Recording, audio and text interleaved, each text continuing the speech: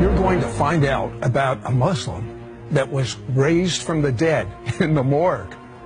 Guess what he believes about Jesus now? He developed a deadly disease. Tell me about that, Nasser. I got very sick, and it started off with blisters on the side of my neck. And by the morning, it had grown to blisters half inch in size on the side of my neck. They examined me and they said that his immune system has shut down. This is spreading across his body. We can't do anything about the hypothermia because the brain had cooked itself, and they said I would probably be dead by the morning. You hear this horrible report. Yes. You're a Muslim. Yes. Did you prepare? What does a Muslim think when he gets a death sentence? Like Allah is not a healer. Muhammad is not a healer, so we don't turn to Allah to heal us. We assume that we're going to die. But I was afraid of death, Sid. I was petrified of death. Why? I didn't know what was on the other side, but I was afraid of it. And the very people that I had my faith in, my trust in, were those doctors. And they had just given up. What do you do when the people you got your trust in have given up on you and left you to die? In fear, I cried out. I said, God, if you're real, don't let me die. That's what I cried out. Muhammad didn't come, Allah didn't come, but that night, in that room, there appeared a figure at the end of the bed. And this person... Wait a second. Had you ever seen something supernatural like this before in your entire life? Never. This is your first time? Yes. Okay. Now there's this figure. Yes. And are you scared? What's going on? No, not at all. I wasn't scared at all. In the middle of the night, I see this figure at the end of the bed, and it was the outline of a person with light radiating from them. I couldn't tell you the way the face looked, but all I could see was this outline of a person with light. Now, I knew it was Jesus. These people come to me and they say, but you're a Muslim. Muslims don't know Jesus. Oh, yes, they do. If you read the Quran, Jesus is mentioned many times as a good man, as a healer, as a prophet. Even his birth is mentioned, and that he healed people. But the main thing I understand about Islam, they say God has no son. I mean, look at the mosque when they have it right on top in Jerusalem. That's right. He has no son.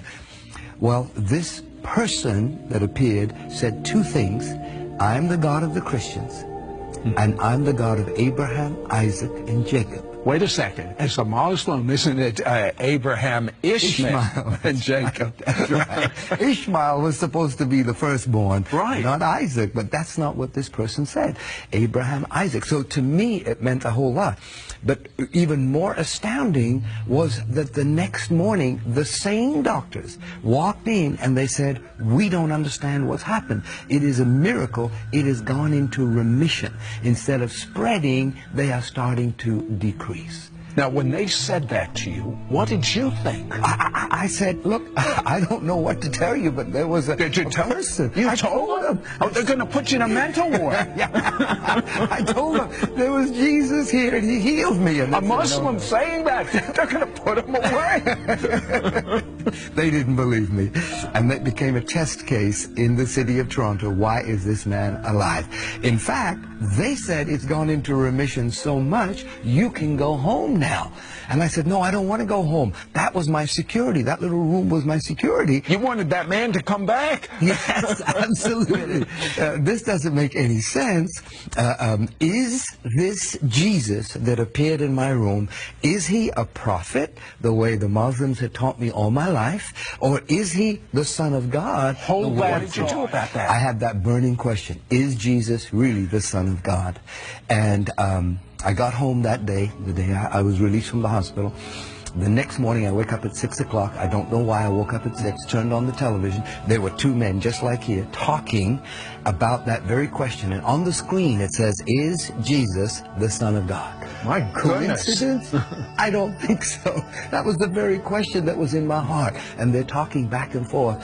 And they were talking about how God sent his Son to die on the cross for our sins because of his love for us. Now, as a Muslim, what did this mean to you? It's so strange. Well, as a Muslim, I was taught all my life that to know that you're going to heaven, your good works have to exceed your bad works. And it's only through works. The only exception of that in Islam is called jihad. Jihad is when you die for your cause. You die for your God. And here I'm hearing these two men talk about not dying for your God, but your God dying for you. I'd never experienced that kind of love in my life. And I said, could this be true? Could it be true that God, the Father, sent Jesus, the Son, to pay the price for my sins, for everything that I've done wrong? This was all new to me, but it was exciting.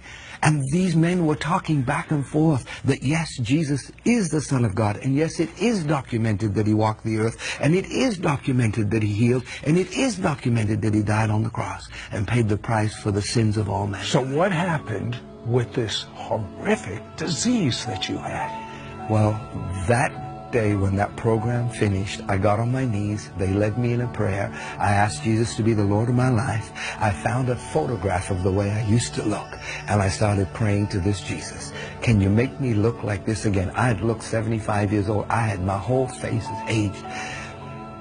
5 days later, I woke up at 5 o'clock in the morning. The doctor said, don't scratch the blisters, they're contagious. But I saw some on my pillow, so I must have scratched them in the middle of the night. I got out of bed, stood under the shower, said for an hour and a half, every single blister from the top of my head, my face, my ear, my neck, my shoulder, fell. And the skin was red like raw meat. And the doctor said I would have white blotches, but as you can see, there's no blotches. So is there any doubt in your mind that God is the God of Abraham, Isaac, and Jacob, and that Jesus is his son? Any doubt? No doubt. I'll tell you. I am living proof. Don't go away. This is amazing.